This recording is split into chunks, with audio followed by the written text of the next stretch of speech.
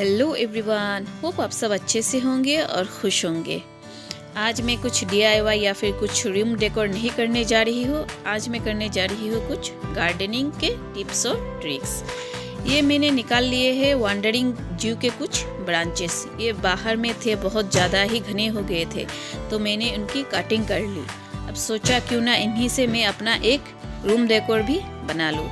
इसके लिए सबसे पहले तो मैंने ले लिया है ये आम सा दिखने वाला फ्लावर का एक टब। बस इसे मैं कुछ कलर के साथ थोड़ा डेकोरेट कर दूंगी ताकि ये दिखने में और ज़्यादा ही खूबसूरत लगे।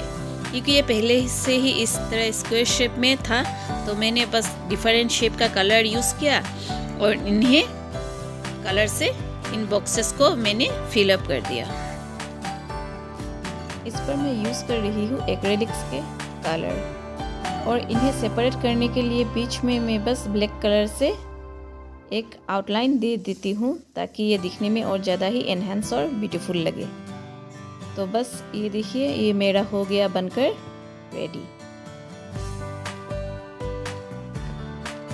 अब ये देखने में बहुत ज़्यादा ही कलरफुल एंड एट्रैक्टिव भी लग रहा है। इसके अंदर मैंने मिट्टी से भर लिया और फिर मैंने बाहर से लेकर आई हूँ ये एक डाल। इस डाल को मैंने इस टब के सेंटर पर रख दिया और इसे मिट्टी से चारों तरफ से इसे भर दिया, और फिर मैं उसके ऊपर कुछ स्टोन्स भी दे रही हूँ ताकि ये डाल अपनी जगह से ना हिले और ये मजबूती से अपनी जगह पर ही टिके रहे।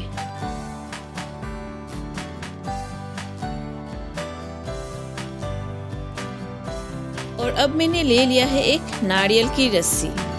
इस रस्सी की जगह आप कोई भी दूसरा रस्सी यूज़ कर सकते हैं। सबसे पहले तो मैंने नीचे एक नोट बांध दिया और फिर इसे इस डाल के तरफ यूं घुमाती हुई इसे लगाती जा रही हूँ।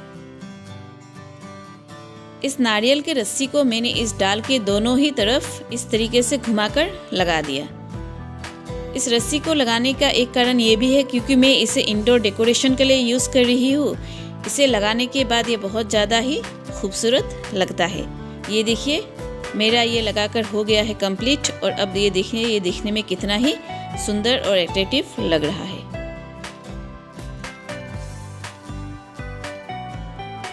और अब बारी है मेरे इन पत्तों को इस डाल के चारों तरफ लगाने की। सबसे पहले तो मैंने मिट्टी में इसके जो रूट्स है इन्हें लगा दिए, और फिर इसे बस इस डाल के ऊपर मोड़ मोड़ कर लगा रही हूँ। और इसको मैंने यहाँ पर एक छोटे छोटे बीच बीच में इस तरीके से छोटे छोटे रस्सी ले लिए, इसके सहारे से इसे बांध रही हूँ ताकि ये नीचे लटकती ना रहे। इस तरीके से अगर रस्सी से इसे बांध देंगे तो इसे सपोर्ट भी मिल जाएगा। क्योंकि इन ग्रीन पत्तों की डाल बहुत ज़्यादा ही सॉफ्ट होते हैं, तो हमें इन्हें हल्के हाथों से पकड़कर ही इन्हें लगाना चाहिए। और ये देखिए, ये मेरा पूरी तरीके से इस डाल पर लगाना हो गया है कंप्लीट।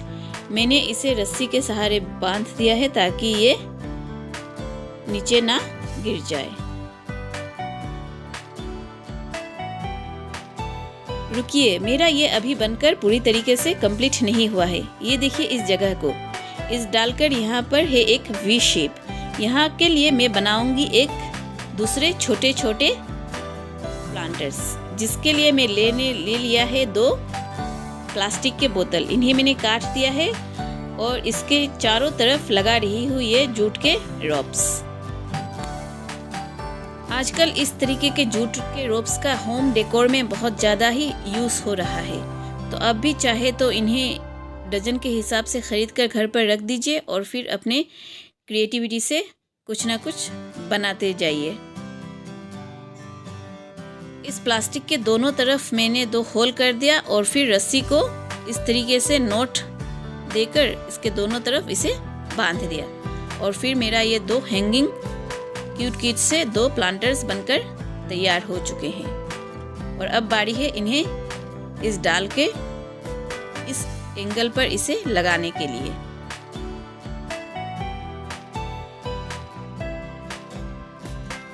इन दोनों प्लांटर्स को मैंने इनके जगह पर लगा दिए।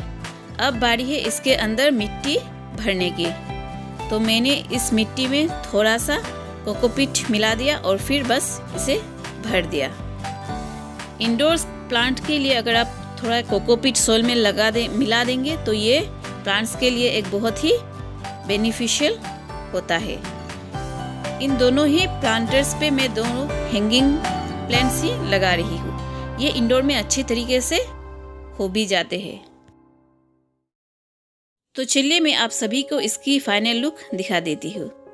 ये देखिए, ये अब देखने में बहुत ज़्यादा ही सुंदर लग रहा है और ये जब धीरे धीरे बड़े होते जाएंगे, इसके जो क्लाइंबर्स इस डाल पर चढ़ेंगे तो ये देखने में और ज़्यादा सुंदर लगेगा। और खिड़की से जो धूप आ रही है, ये डायरेक्ट या इनडायरेक्टली हो, थोड़ा सा तो जो इसकी ज़रूरत है इसे मिल भी जाता है। तो मैं इसलिए हर प्लांटर को इस खिड़की के पास ही रखती हूँ, क्योंकि सुबह की 2-3 घंटे की धूप जो इन्हें चाहिए इन्हें मिल भी जाता है।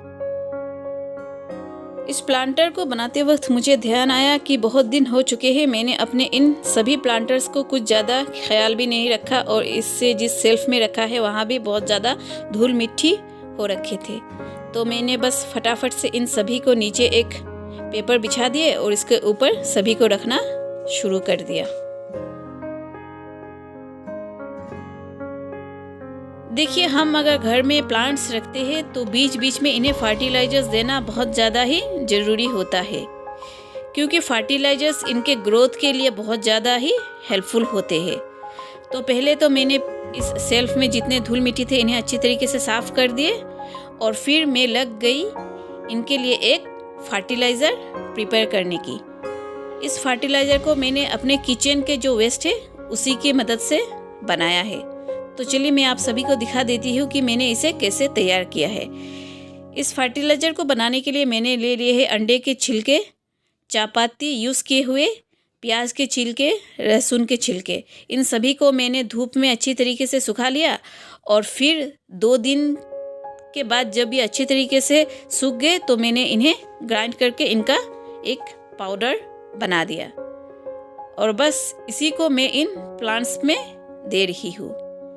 पहले तो मैं इन्हें ऊपर से इस तरीके से सभी टॉप पर दे देती हूँ और फिर मैंने इनके रूट्स को एक छोटे से चम्मच की हेल्प से इन्हें अच्छी तरीके से इस मिट्टी में इसे मिक्स कर दिया, ताकि इस प्लांट को इसके अच्छी तरीके से यूज़ हो सके।